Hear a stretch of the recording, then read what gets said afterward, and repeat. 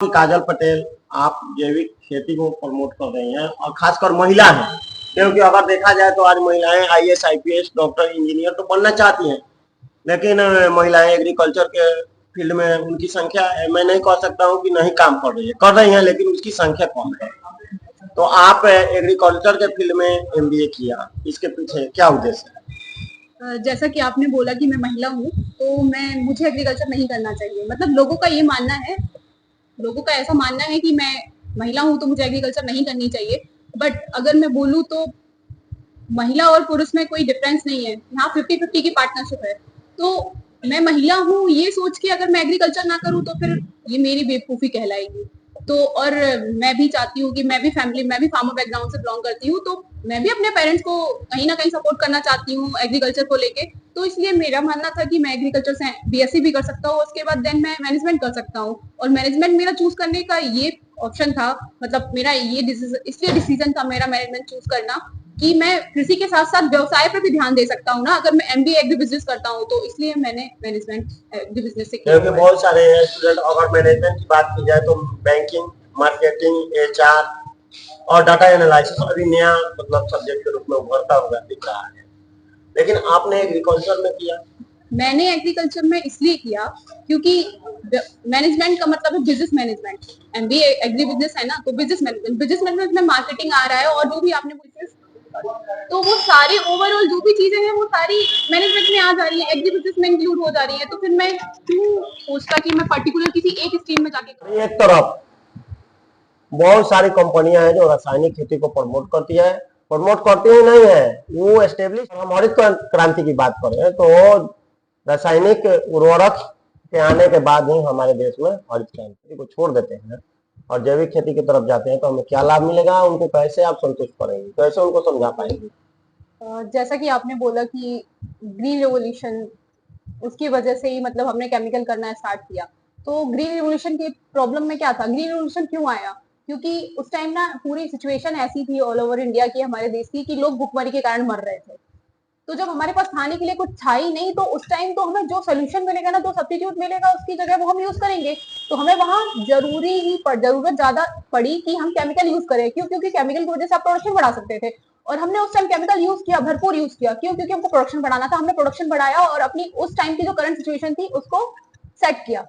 तो हमने उस टाइम तो अपना भुखमरी को फुलफिल कर लिया, उस टाइम हम ठीक हो गए। बट अगर आप किसी भी चीज का बहुत ज्यादा एक्सेस में यूज करोगे ना, तो उसके साइड इफेक्ट भी आपको पड़ेंगे। तो उसकी वजह से क्या हुआ, जितना भी आपने केमिकल यूज किया उसकी वजह से हुआ कि आपकी इन्वायरमेंटल जो भी इफेक्ट थे वो खराब इफेक्ट, उस पर मतलब बुरे प्रभाव पड़े।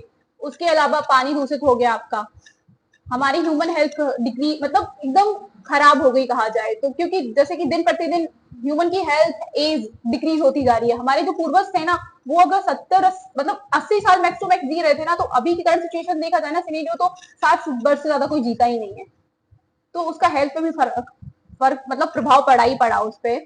तो इसकी वजह से हम क्या करेंगे कि अब अगर आपको लगता है कि आप केमिकल यूज करते करते प्रोडक्शन बढ़ाते बढ़ाते रहोगे, तो आगे जाके क्या होगा, आपकी बंजर भूमि हो जाए, मतलब जमीन बंजर हो जाएगी।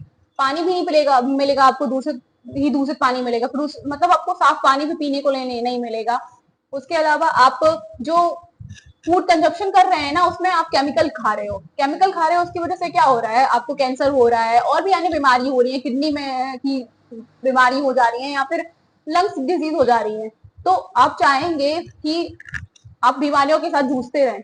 नहीं चाहेंगे ना, कोई भी नहीं चाहेगा। तो उसकी जगह हमें केमिकल की जगह हमें ऑर्गेनिक पे आना ही पड़ेगा। आज नहीं तो आप 10 साल बाद उसके ऊपर निर्भर रहोगे। तो उससे बेटर है कि हम आज से शुरुआत करें, धीरे धीरे करें, क्योंकि कोई एक बार में तो एकदम चेंजेस नहीं ला सकता, ट्रांसफॉर्मेशन हो ही नहीं सकता, पॉसिबल ही नहीं है। तो इसलिए मैं फार्मर्स को बोलना चाहूंगी कि अगर आप थोड़े से भी एरिया में, अगर आपके पास, मैं एग्जांपल में बोलूं कि अगर आपके पास 6 एकड़ जमीन है, तो आप 1 एकड़ में ऑर्गेनिक करके देखिए। क्योंकि उसमें तो सारे नेचुरल प्रोडक्ट्स यूज कर रहे हो आप, और सारे नेचुरल कर रहे हो, तो आपकी फील्ड को हार्मफुल तो होंगे ही होंगे नहीं, ये तो पॉसिबिलिटी है। और आपकी उसकी वजह से जमीन भी मेंटेन रहेगी, उसकी संरक्षण उसका बड़ा आप रहेगा। जो ये बातें कर रहे हैं कि बहुत सारी हम समस्या हो सकती है, इसके क्या आधार है आपके पास कहने का? कहने का क्या आधार है?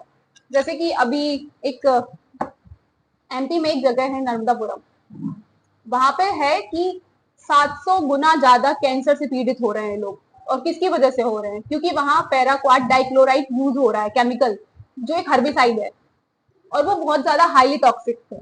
तो इसकी वजह से क्या हो रहा है कि लंग्स लोगों के इफेक्ट कर रहे हैं, किडनी इफेक्ट कर रही हैं, और भी बहुत सारी न्यूरोलॉजिकल डिजीजेस है ना, वो उसकी वजह से हो रही हैं। तो डायरेक्टली इनडायरेक्टली आपकी हेल्थ को इफेक्ट मतलब किया ना उसको हम जिम्मेदार मान सकते हैं, रसायन को। रसायन को हम जिम्मेदार मान सकते हैं, क्योंकि आपने मूंग की फसल में पैराक्वाट डाइक्लोराइड यूज किया हो, जबकि वो वहां प्रतिबंधित है, उसको यूज ही नहीं करना चाहिए। उसके अलावा 9 और फसलें हैं जिनमें आप उसको यूज कर सकते हो, बट मूंग में उसको बैन कर रखा है, लेकिन लोगों ने फिर भी उसको यूज किया। तो जिसकी वजह से क्या हुआ कि उनके जो भी वहां के एरिया के जितने भी लोग थे, उनको मोस्टली लोगों को कैंसर से वो पीड़ित हो गए, तो जिसकी वजह से बहुत ज्यादा उसको साइड इफेक्ट पड़ा है। तो मैं यही कहना चाहूंगी कि अगर आप इन बीमारियों से बचना चाहेंगे और अपनी फ्यूचर जनरेशन को सेव करना चाहेंगे, तो फिर आपको ऑर्गेनिक पे आना ही आना पड़ेगा।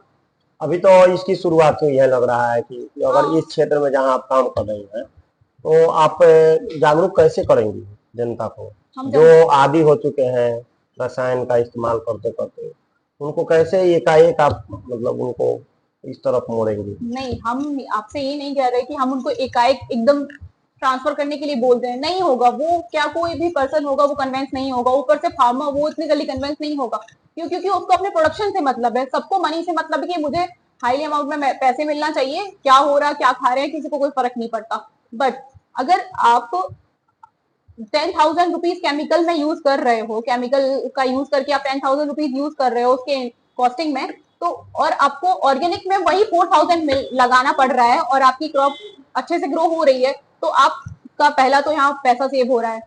दूसरा, आप केमिकल जो यूज करके अपने को खुद को बीमार कर रहे हो, और ऑर्गेनिक यूज करके आप खुद को आपकी खुद की हेल्थ को अच्छे से सिक्योर रख सकते हो। सेकेंड, आपके पास ये ऑप्शन हो गया। तीसरा, आप जो हाईली प्रोडक्शन करके आप ज्यादा पैसे अगर कमा भी लेते हो ना, तो उसकी जगह फिर आप हॉस्पिटल में जाके दे आते हो पैसे, तो जा तो आपका डायरेक्टली इनडायरेक्टली वेस्ट ही रहा है ना पैसा, और आपको परेशानी भी अलग से हो रही है। तो उससे बेटर है ना कि आप ऑर्गेनिक यूज करो। ठीक है, स्टिल हम ये नहीं बोल रहे कि आप पूरा में करो, अपना थोड़े से अमाउंट में करके देखिए, आपको इफेक्ट दिखेगा तो आप खुद भी अगर अपनी चीजों को लेके होंगे कि हाँ मुझे अपनी चीजें ठीक करनी है, अपने स्वास्थ्य के साथ कोई खिलवाड़ नहीं करना है, अपने बच्चों की फ्यूचर के साथ कोई खिलवाड़ नहीं करना है, तो इंसान समझना चाहेगा और समझेगा भी।